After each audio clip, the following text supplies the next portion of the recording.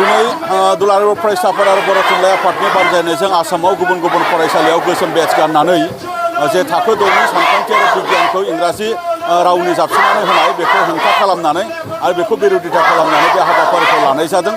जों बर'आ जोङो गावनि सिनायथि आरो खौ लानानै गावनि रैखाथि आरो थामोन्थाखौ गोजोर खालामनायनि बाथ्राखौ सानदों।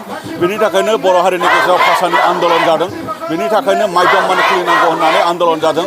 बेबायदिनो 1963 आव एलपि स्कुलनिफ्राय फरायजेननो मोननानै दिनै बे मिडियामाव फैनानै आरो देग्लाय 11-12आव बर' मिडियामजों फरायनो मोननायनि मोनसे अबस्थायाव सौफैबाय, मोनसे स्टेज मोनफैबाय आरो बे रावा दिनै कनस्टिटिउसनेल मोनसे लेंगुवेज जाबाय, रेकगनाइज मोनसे लेंगुवेज जाबाय आरो आसामाव दिनै बियो मा होनदों एसोसिएटेड अफिसियेल लेंगुवेज आरो बे रावजोंनो दिनै मास्टार्स फरायनो हानाय, बे रावजोंनो दिनै PhD खालामनो हानाय बेबायदि जाबाय आरो बे रावजोंनो फरायनानै बे मिडियामजोंनो फरायनानै गोबां गोरों गोरा डक्टर, इन्जिनियार, प्रफेसार बायदि मैयाखौ जों दिनै मोनफैनो हाबाय, सिभिल सार्भेन्टखौ जोङो मोनफैनो हाबाय। दा बेखायनो जोंहा बे मिडियामनि सायाव फोथायनाय दङ आरो बे मिडियामखौ लानानैनो हारिखौ दैदेनलांनायनि बाथ्रा, हारि फोथांनायनि बाथ्राखौ जोङो सानो।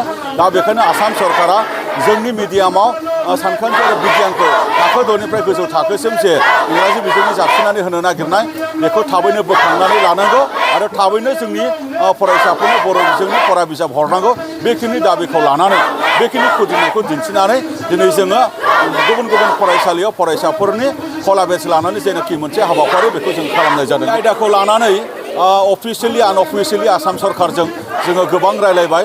आनअफिसियेलि चिफ मिनिस्टारजोंबो जोङो बर' थुनलाइ आफाद, जोङो दुलाराय बर' फरायसा आफाद जों बेबायदि रायलायबाय आरो अफिसियेलि एजुकेसन मिनिस्टार डक्टर रमेश बेगु बिथांजों जोङो रायलायखांबाय आरो रायलायबावनायनि मोनसे खोथा दङमोन, नाथाय नैबे मुहूर्तआव बिथांमोना बे बाथ्राखौहाय लानानै खुनु गुरुत्व बेबायदि मोनसे रेसपन्स बेबायदि मोनसे दिन्थियाखै। दा बेनि थाखायनो जोङो डेम'क्रेटिक बेबायदि मोनसे हाबाफारिखौ जोङो लानो गोनां जादों।